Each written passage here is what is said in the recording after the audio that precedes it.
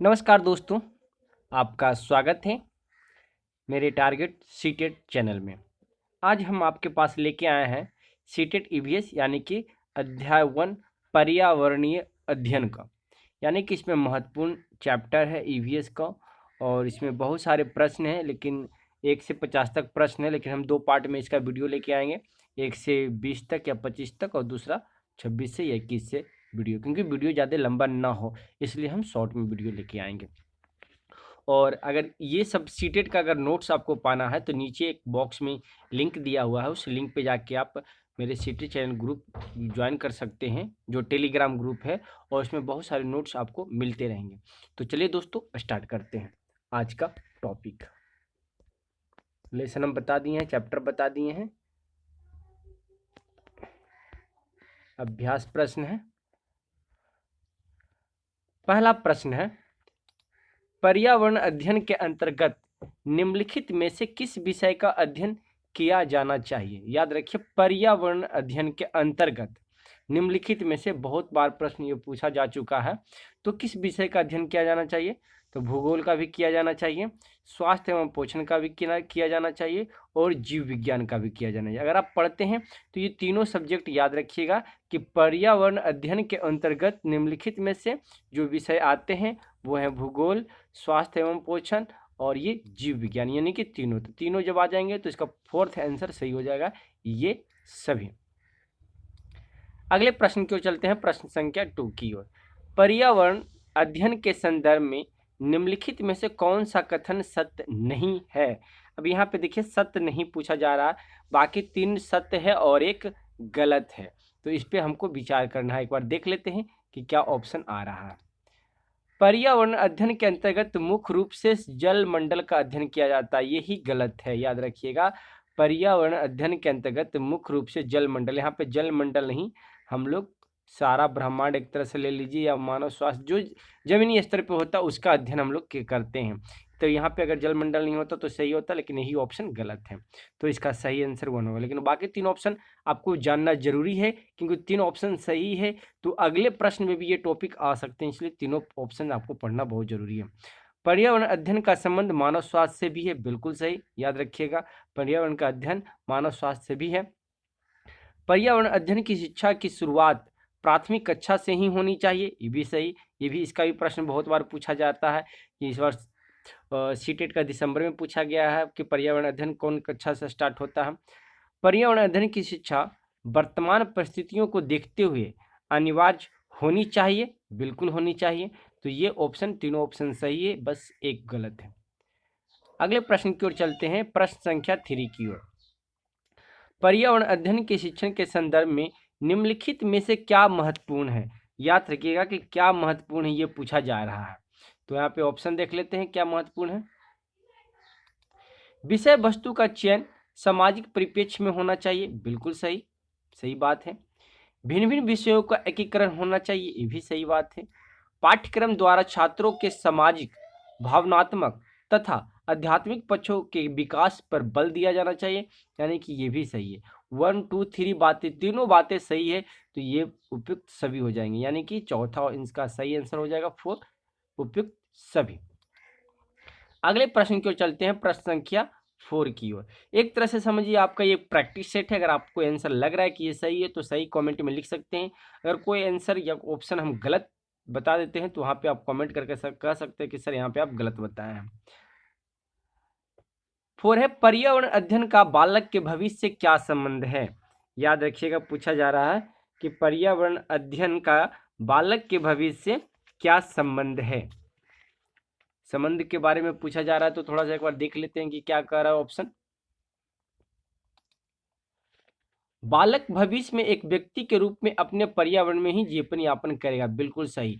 एक ही आंसर है कि बालक भविष्य में, याद रखिए भविष्य में, अभी नहीं पूछ रहा, भविष्य में एक व्यक्ति के रूप में अपने पर्यावरण में ही जीवन यापन करेगा। आगे बढ़ने की आवश्यकता नहीं है, यही ऑप्शन पे टिक लगा देते हैं।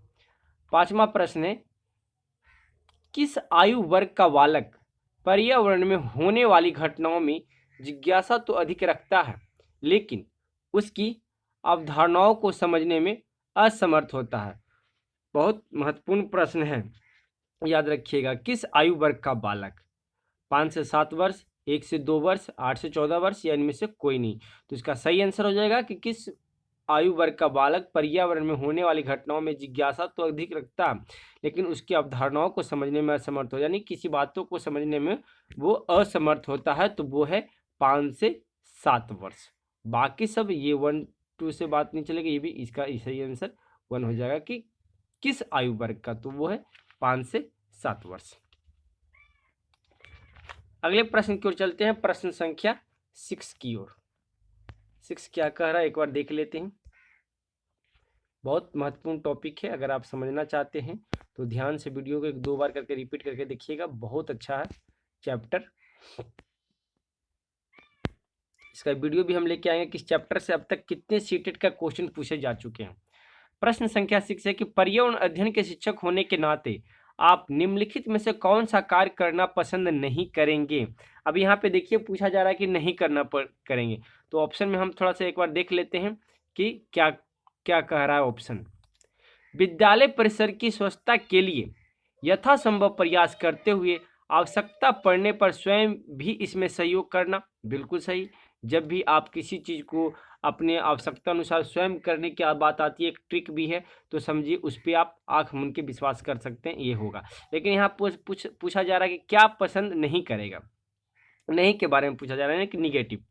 तो विद्यालय में होने वाले समारोह के लिए खुली जगह की आवश्यकताओं को देखते हुए विद्यालय के उद्यान के पेड़ पौधों की कटाई करना, तो ये गलत है। पर्यावरण अध्ययन ये नहीं कहता है कि आप किसी भी चीज़ को पेड़ पौधों की कटाई करें, तो ये ऑप्शन गलत है। तो यहाँ पे यही ऑप्शन हो जाएगा कि ये गलत है, ये चीज़ गलत है। बाकी 1 तो सही आप पढ़ लिए, बाकी 2 ऑप्शन और है उसको भी जानना जरूरी है। जब सही की बात आती है तो जब पूरा ऑप्शन आपको जानना जरूरी है, क्योंकि किसी भी प्रश्न में वो टैली कर सकता है। तो 3 क्या कह रहा है कि पर्यावरण जागरूकता के लिए समय समय पर विभिन्न प्रकार के क्रियाकलापों में बच्चों को संलिप्त करना, बिल्कुल सही।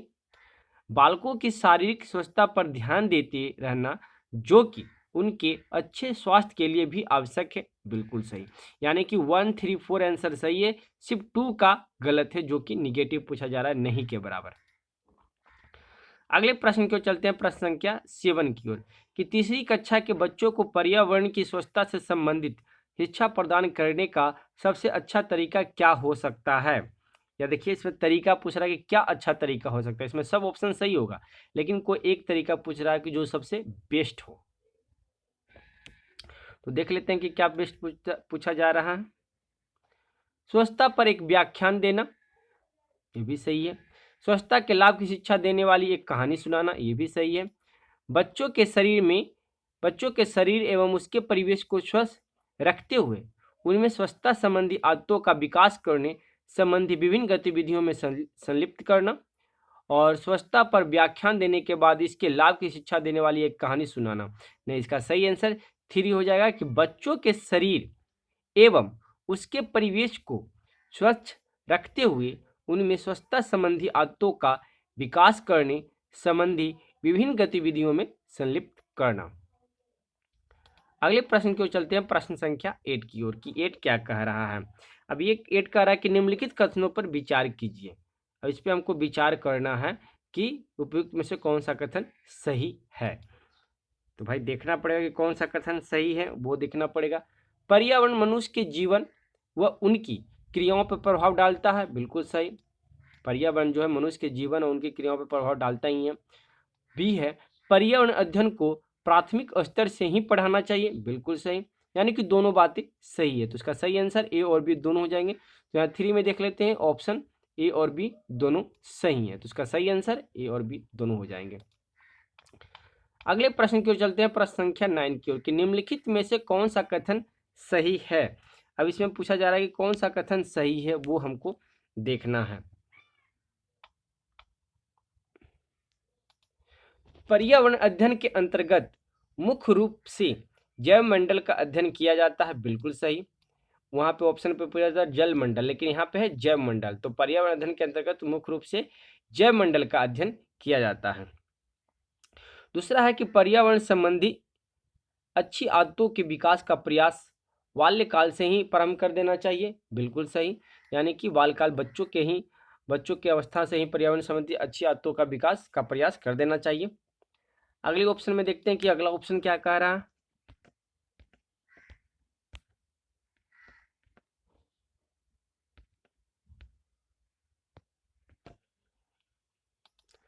अगला ऑप्शन कह रहा है कि पर्यावरण समस्याओं की जटिलता के समस्या समाधान के लिए आवश्यक, बिल्कुल सही, ये भी बातें सही कहा जा रहा है। यानी कि ए बी सी तीनों ऑप्शन सही होंगे। तो यहाँ देख लेंगे कि 4 में है ए बी सी, तो इसका सही आंसर ए बी सी तीनों हो जाएंगे। 10वां प्रश्न देख लेते हैं कि निम्नलिखित में से कौन वानिकी के संबंधित हैं, यानी कि वानिकी वनों से रिलेटेड होते हैं, उनका क्या कहना है एक बार देख लेते हैं। ए वानिकी वनों का प्रबंधन है, बिल्कुल सही। वानिकी वनों का संरक्षण है, बिल्कुल सही। वानिकी एक वैश्विक क्रिया है, बिल्कुल सही। यानी कि ए बी सी तीनों सही। इसका सही आंसर 4 हो जाएंगे, ए बी सी। अगले प्रश्न की ओर चलते हैं, प्रश्न संख्या 11 की ओर। पर्यावरण अध्ययन के शिक्षक होने के नाते आपके लिए निम्नलिखित में से क्या सर्वाधिक महत्वपूर्ण है। याद रखिएगा कि पूछा जा रहा है क्या सर्वाधिक महत्वपूर्ण है। महत्वपूर्ण के बारे में पूछा जा रहा है तो थोड़ा सा तर्क आप भी लगाइएगा। क्या बच्चों को पर्यावरण संबंधी अवधारणाओं का ज्ञान कराना, नहीं। बच्चों में पर्यावरण संरक्षण के लिए अच्छी आदतों का विकास ताकि भविष्य में पर्यावरण को किसी प्रकार की हानि न पहुंचाए। तो ये आंसर बिल्कुल सही सटीक है कि बच्चों में पर्यावरण संरक्षण के लिए अच्छी आदतों का विकास ताकि भविष्य में पर्यावरण को किसी प्रकार की हानि न पहुंचाए।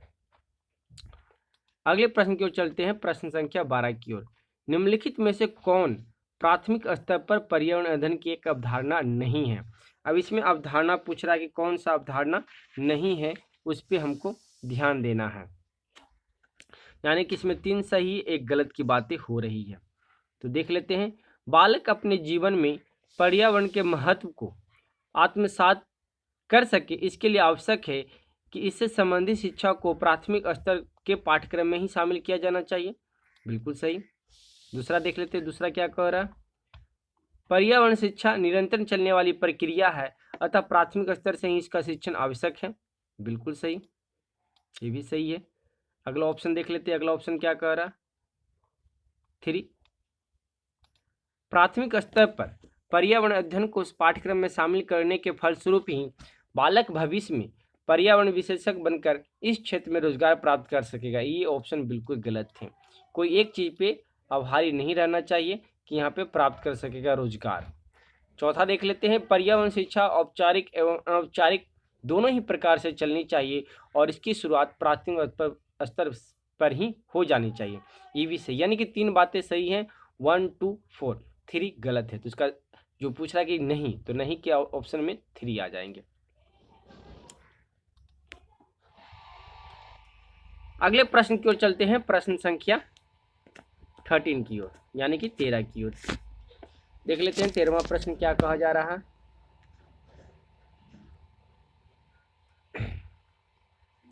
13वां कहा जा रहा है कि पर्यावरण अध्ययन को प्राथमिक स्तर के पाठ्यक्रम में शामिल करना क्यों आवश्यक है।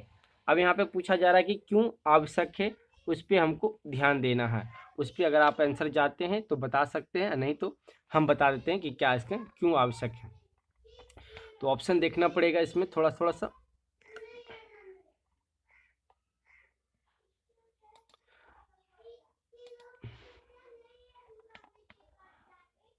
बालक को पर्यावरण की अवधारणाओं को समझने के लिए प्राथमिक स्तर पर इसे पाठ्यक्रम में शामिल किया जाना चाहिए, नहीं। दूसरा ऑप्शन देख लेते हैं। बालक पर्यावरण से संबंधित प्रश्नों के सही उत्तर दे सके, इसके लिए आवश्यक है कि इसे प्राथमिक स्तर पर पाठ्यक्रम में शामिल किया जाए, ये भी नहीं। पर्यावरण की शिक्षा आदि प्राथमिक स्तर से ही दी जाए तो वे आगे चलकर इस क्षेत्र में रोजगार प्राप्त कर सकते हैं, नहीं। चौथा ऑप्शन ही सही होगा। बच्चों में अच्छी आदतें डालकर, बिल्कुल सही, यहीं से ऑप्शन पकड़ा जा रहा है। बच्चों में अच्छी आदतें डालकर उन्हें पर्यावरण संरक्षण के प्रति सजग बनाए रखने के लिए प्राथमिक स्तर पर ही पर्यावरण की शिक्षा प्रारंभ करनी चाहिए। इसका सही आंसर 4 हो जाएगा। अगले प्रश्न की ओर चलते हैं, प्रश्न संख्या 14 की ओर। मिस पटेल XYZ विद्यालय की प्राचार्य अलग अलग विषयों के शिक्षण के स्थान पर विज्ञान शिक्षण से एकीकृत उपागम का प्रयोग करना चाहती है। इसका आधार क्या है? ऑप्शन दिया हुआ है, यहाँ पे आंसर देखना है कि इसका आधार क्या दिया हुआ। तो चलिए ऑप्शन पढ़ लेते हैं कि क्या है। शिक्षकों को समय सारणी में व्यवस्थित करने में कठिनाई आती है, गलत। विद्यार्थी अलग अलग शिक्षकों के साथ समायोजन नहीं कर पाते हैं, ये भी गलत। सभी विषय आपस में जुड़े हुए हैं और शिक्षक उनकी पाठचारों के मध्य संबंध जोड़ सकते हैं। तो इसका सही आंसर 3 हो जाएंगे कि सभी विषय आपस में जुड़े हुए हैं और शिक्षक उनकी पाठचार्यों के मध्य संबंध जोड़ सकते हैं। प्रश्न संख्या 15 की ओर चलते हैं। प्राथमिक स्तर पर विज्ञान व सामाजिक विज्ञान को एक ही विषय पर्यावरण अध्ययन के तहत पढ़ाया जाता है। यह है विज्ञान शिक्षण का क्या है? अध्यापक केंद्रित उपागम, अनुशासनिक उपागम, एकीकृत उपागम या समान उपागम? अगर आप जानते हैं तो नीचे कमेंट कर सकते हैं, नहीं तो फिर हम बता देते हैं कि इसका सही आंसर क्या होगा। तो चलिए, यह है विज्ञान शिक्षण का एकीकृत उपागम है। इसका सही आंसर क्या हो जाएगा? 3, एकीकृत उपागम। प्रश्न संख्या 16 की ओर चलते हैं। निम्नलिखित कथनों पर विचार कीजिए। अब कुछ कथनों पे हमको विचार करने के लिए बोला जा रहा है, देख लेते हैं कि क्या कहा जा रहा है। पर्यावरणीय समस्याओं से निपटने के लिए प्रत्येक स्तर पर प्रशिक्षित शक्ति का आवश्यकता होती है, बिल्कुल सही। वर्तमान समय में यह अनिवार्य हो गया है कि पर्यावरण को पोषण व संरक्षण किया जाए, ये भी सही। यानी कि ए और बी दोनों ऑप्शन सही हैं। तो देख लेते हैं ए और बी दोनों कहाँ हैं। तो 3 में है, इसका सही आंसर 3 हो जाएंगे, ए और बी दोनों। प्रश्न संख्या 7 की ओर चलते हैं। राष्ट्रीय शिक्षा नीति 1986 के विषय में कौन सा कथन सही है? 1986 के शिक्षा नीति के बारे में बोला जा रहा है। तो पर्यावरण शिक्षा को सभी स्तरों पर समाहित करना, बिल्कुल सही। पर्यावरण संबंधी सरोकार के प्रति जागरूकता पैदा करना, ये भी बात सही है।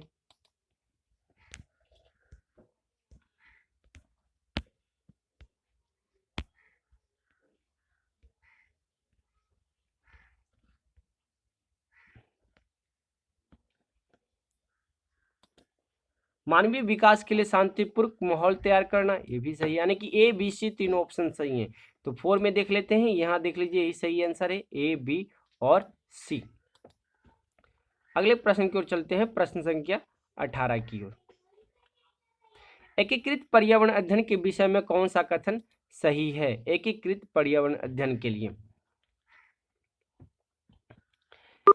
इसमें अलग अलग विषयों के शिक्षण के स्थान पर सभी विषयों को सम्मिलित स्वरूप के शिक्षण पर जोर दिया जाता है, बिल्कुल सही, ये भी कथन सही है। एकीकृत उपागम व्यवहारिक ज्ञान पर भी जोर देता है, ये भी सही है। यह उपागम छात्रों के साथ साथ शिक्षकों के लिए भी उपयोगी होती है, ये भी सही है। यानी कि तीनों कथन सही है, ए बी और सी। तो ऑप्शन में देख लेते हैं कहाँ है। तो 4 में है, ए बी सी। तो इसका सही आंसर ये हो जाएंगे, ए बी सी। अगले प्रश्न की ओर चलते हैं, प्रश्न संख्या 90 की ओर, कि एकीकृत उपागम के अंतर्गत पाठ्यक्रम निम्न में से किस सिद्धांत पर आधारित होनी चाहिए? किस सिद्धांत पे आधारित होनी चाहिए? पहला, जीवन केंद्रित सिद्धांत पर, बिल्कुल सही। व्यवहारिक पक्ष के सिद्धांत पर, बिल्कुल सही। विषयों के समन्वित इकाई के सिद्धांत पर, तो ये भी सही। यानी कि ए बी सी तीनों ऑप्शन। तो देख लेते हैं ए बी सी कहाँ है। तो यहाँ पे 4 पे दिया हुआ उपयुक्त सभी। तो इसका सही आंसर उपयुक्त सभी हो जाएंगे। अगले प्रश्न की ओर चलते हैं और लास्ट प्रश्न की ओर चलते हैं। यह प्रश्न संख्या, एकीकृत उपागम की व्यवस्था करते समय ध्यान देना चाहिए। क्या ध्यान देना चाहिए? किस बातों पे ध्यान देना चाहिए, उसके बारे में बोला जा रहा है। तो देख लेते हैं। विषय वस्तु को सरल से कठिन की ओर संगठित करने में, बिल्कुल सही। पाठ्यक्रम की विभिन्न इकाइयों को क्रमबद्ध रूप से व्यवस्थित करना, बिल्कुल सही। मंद बुद्धि एवं पिछड़े छात्रों की अधिगम गति को बढ़ाना, बिल्कुल सही। यानी कि 1 2 3 तीनों ऑप्शन सही हैं, तो इसका क्या हो जाएगा ऑप्शन सही आंसर, उपयुक्त सभी 4। इसके नीचे और भी बहुत सारे प्रश्न हैं, लेकिन इसका वीडियो हम नेक्स्ट वीडियो में लेके आएंगे ताकि वीडियो लंबा ना हो। तो दोस्तों ये वीडियो आपको कैसे लगी आप हमें कमेंट करके बताइएगा, और वीडियो अच्छी लगे तो लाइक शेयर भी जरूर कीजिएगा, और ऐसे ही वीडियो पाने के लिए आप हमारे चैनल पे बने रहें। धन्यवाद।